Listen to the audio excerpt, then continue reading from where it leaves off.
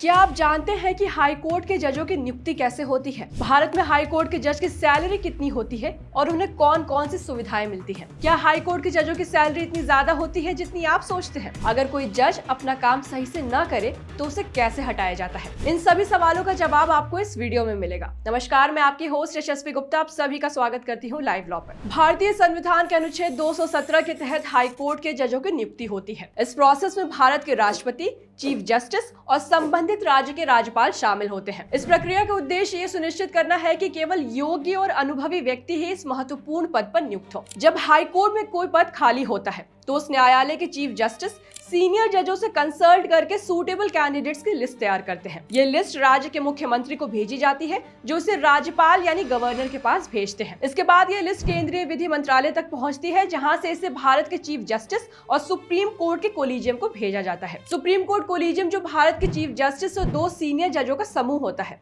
उम्मीदवारों की योग्यता की जांच करता है और अंतिम सिफारिश राष्ट्रपति को भेजता है। आपको बता दूं कि राष्ट्रपति के पास इस सिफारिश को स्वीकार करने या पुनर्विचार के लिए वापस भेजने का अधिकार होता है, लेकिन यदि कोलिजियम फिर से उसी व्यक्ति का नाम भेजता है तो राष्ट्रपति को उस व्यक्ति को जज नियुक्त करना होता है। नियुक्ति के बाद जस्टिस राज्य के राज्यपाल के सामने शपथ लेते हैं और संविधान की रक्षा करने का वचन देते हैं। बताते चले कि हाई कोर्ट के जस्टिस बनने के लिए किसी व्यक्ति का भारतीय नागरिक होना आवश्यक है। उसे या तो किसी हाई कोर्ट में 10 वर्षों तक वकील के रूप में प्रैक्टिस करनी चाहिए या न्यायिक सेवा में 10 वर्षों तक काम करने का अनुभव होना चाहिए। आइए जानते हैं कि जजों की कितनी सैलरी होती है और उन्हें क्या सुविधाएं दी जाती हैं। हाई कोर्ट के जजों का वेतन संसद द्वारा तय किया जाता है और समय समय पर इसे संशोधित किया जाता है। वर्तमान में हाई कोर्ट के चीफ जस्टिस को पर मंथ 2,50,000 वेतन मिलता है, जबकि अन्य जजों को 2,25,000 वेतन दिया जाता है। इसके अलावा उन्हें कई अलाउंसेस भी दिए जाते हैं जैसे DNS allowance, house rent allowance और मेडिकल फैसिलिटीज। साथ ही इसमें transport allowance, leave travel concession, provident fund, gratuity और पेंशन भी शामिल होता है। भारतीय संविधान में ये प्रावधान है कि जजों के वेतन में उनके कार्यकाल के दौरान कोई कटौती नहीं की जा सकती, सिवाय फाइनेंशियल इमरजेंसी की स्थिति में। ये प्रावधान न्यायपालिका की स्वतंत्रता को बनाए रखने के लिए किया गया है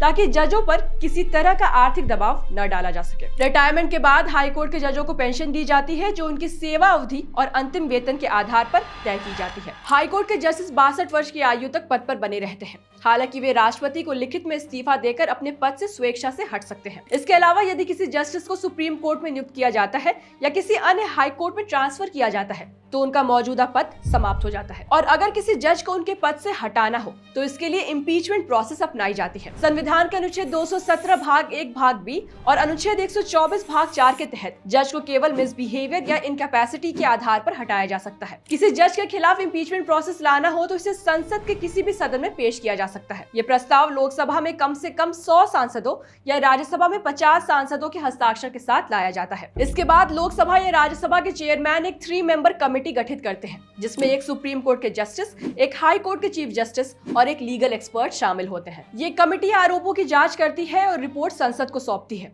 यदि कमेटी अपनी रिपोर्ट में जस्टिस को दोषी पाती है तो ये प्रस्ताव संसद में बहस के लिए रखा जाता है। इसे संसद के दोनों सदनों में स्पेशल मेजोरिटी से पारित किया जाना चाहिए। यदि दोनों सदन इसे पारित कर देते हैं तो इसे राष्ट्रपति के पास भेजा जाता है। राष्ट्रपति के अप्रूवल के बाद जज को पद से हटा दिया जाता है। आपको बता दें कि भारत में अब तक किसी भी हाई कोर्ट के जस्टिस को इम्पीच नहीं किया गया है। द जजेस इंक्वायरी एक्ट 1968। आइए समझते हैं अब इस एक्ट के बारे में। ये एक्ट भारत में सुप्रीम कोर्ट और हाई कोर्ट के जजों को हटाने की प्रक्रिया निर्धारित करने वाला एक महत्वपूर्ण कानून है। भारतीय संविधान के अनुच्छेद 124 भाग 4 और 217 भाग 1 भाग बी के तहत किसी जस्टिस को केवल प्रूवन मिसकंडक्ट या अक्षम्यता के आधार पर ही हटाया जा सकता है। ये एक्ट इस पूरी प्रक्रिया को सुव्यवस्थित रूप से संचालित करने के लिए बनाया गया था ताकि न्यायपालिका की स्वतंत्रता को बनाए रखा जा सके और किसी भी जस्टिस को बिना किसी उचित प्रक्रिया के हटाया न जा सके। के वीरास्वामी बनाम भारत संघ।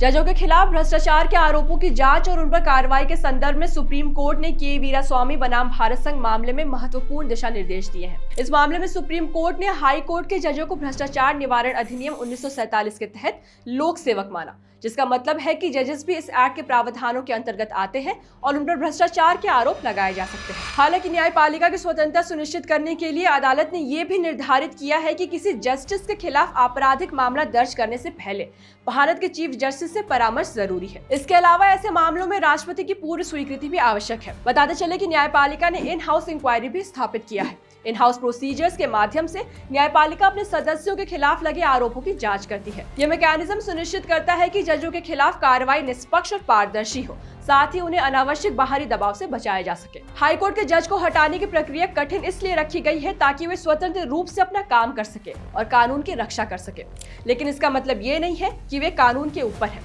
यदि कोई जज अपने कर्तव्यों का गलत इस्तेमाल करता है तो उसके खिलाफ सख्त कानूनी कार्रवाई का भी प्रावधान है। अगर आपका इस मुद्दे से रिलेटेड कोई भी सवाल है तो हमसे कमेंट सेक्शन में जरूर शेयर करें, और आपको ये वीडियो पसंद आई हो तो इसे लाइक, शेयर और सब्सक्राइब करना ना भूलें। मिलती हूँ आपसे अगले इंटरेस्टिंग लीगल अपडेट के साथ, तब तक के लिए टेक केयर, थैंक यू।